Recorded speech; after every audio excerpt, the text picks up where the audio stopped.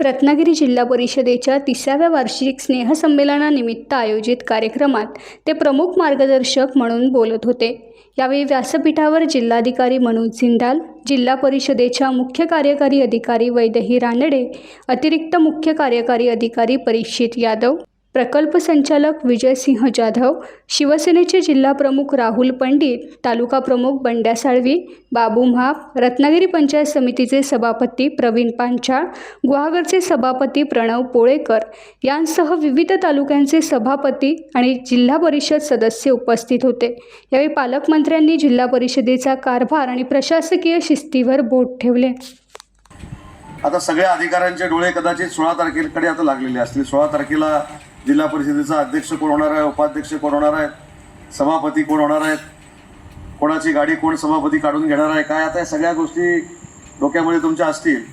पण हे प्रामाणिकपणाने अधिकाऱ्यांना सांगतो की आमच्या पक्षाचे अध्यक्ष, उपाध्यक्ष, सभापती झाल्यानंतर कुठच्याही अधिकाऱ्याला ते नाहक त्रास देणार नाहीत हे सुरुवातीलाच या कार्यक्रमाच्या निमित्ताने मी स्पष्ट पद्धतीने सांगतो।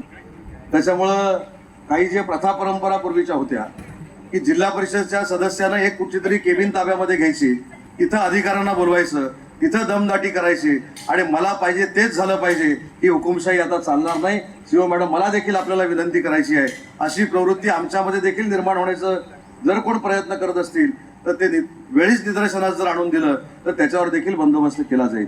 परंतु या जिल्हा परिषदेमध्ये अनेक लोकांनी या जिल्हा परिषदेच्या अधिकाऱ्यांवर दबाव आणून स्वतःचं दुकान चालवण्याचा प्रयत्न गेली कित्येक वर्ष केलेला आहे। त्याच्यामध्ये काही अधिकारी देखील आहेत, त्याची देखील मला जाणीव आहे आणि त्या अधिकाऱ्यांना देखील या स्नेहसंमेलनाच्या निमित्तानं मला सूचना करायची आहे की अशा प्रवृत्तीला तुमच्या जिल्हा परिषदेमध्ये तुम्ही वाढायला देऊ नका। जे माजी झाले ते माजीच झाले, जे आजी आहेत ते आजी आहेत, जे विद्यमान आहेत ते विद्यमान आहेत आणि म्हणून माजींचा सल्ला घ्या, पण तो चांगला घ्या, आपल्या जिल्हा परिषदेच्या हितासाठी घ्या, जिल्हा परिषदेच्या उत्कर्षासाठी घ्या। आणि म्हणून माजींना आपली केबिन उपलब्ध करून देऊ नका। माजींना एखादं दालन ठेवा आणि त्यांना सांगा तुम्ही माजी झाले, तुम्ही आता आजी नाही आहात, तुम्ही माजी झालेले आहात। नवार साहेब, तुम्ही माजी झालेत, तुम्हाला बदल्यांमध्ये हस्तक्षेप करण्याचा अधिकार नाही, असं सांगण्याचं धमक देखील अधिकाऱ्यांमध्ये असली पाहिजे। नाहीतर सगळं मिळून जुळून चाललंय असं देखील होता कामा नये, मग मात्र मी गप्प बसणार नाही। मी स्पष्टपणानं सांगितलंय की माझ्याबरोबर काम करणारे माझे सहकारी जर नाहक तुम्हाला त्रास देत असतील तर त्याच्यावर देखील निर्णय आम्ही घेऊ। परंतु माझी सदस्यांना, कारण काही तुमच्या डिपार्टमेंटमधले कक्ष अधिकारी आहेत, त्यांचे ते नेते आहेत, तुमच्या काही कक्ष अधिकाऱ्यांनी जिल्हा परिषदेला आमच्या विरोधात काम केलंय, ते मला बाहेर काढायला लावू नका। माझं म्हणणं पारदर्शकपणानं असलं पाहिजे। अगदी मिऱ्यापासून सुरू कुठं होतं, जिल्हा मिऱ्याला सुरू होतो आणि मंडणगडला संपतो, मिऱ्यावर देखील तुमच्या अधिकाऱ्यांनी काय केलंय त्याची पूर्ण नोंद माझ्याकडे आहे। जसं आम्ही जाणून बुजून तुमच्या अंगावर जात नाही तसं तुम्ही आमच्या अंगावर यायचं काम करू नका।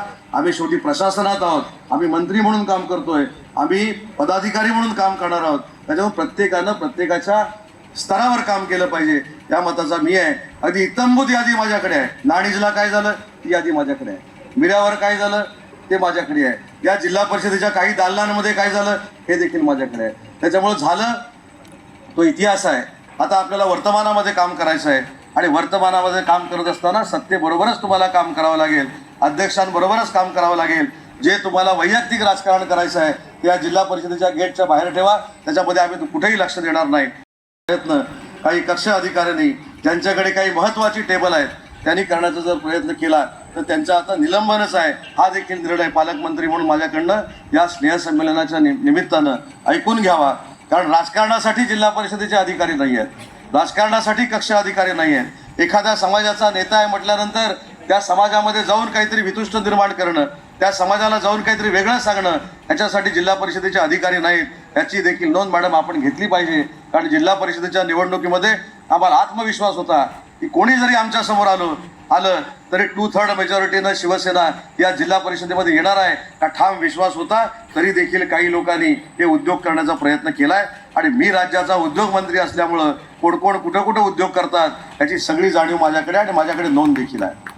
त्याच्यामुळे आपल्याला 16 तारखेपासून अतिशय चांगलं काम करायचं आहे। ज्यांनी काय कृत्य केलंय त्यांच्यावर देखील आम्ही काय बोलणार नाही, पण 16 तारखेनंतर मात्र हे होता कामा नये।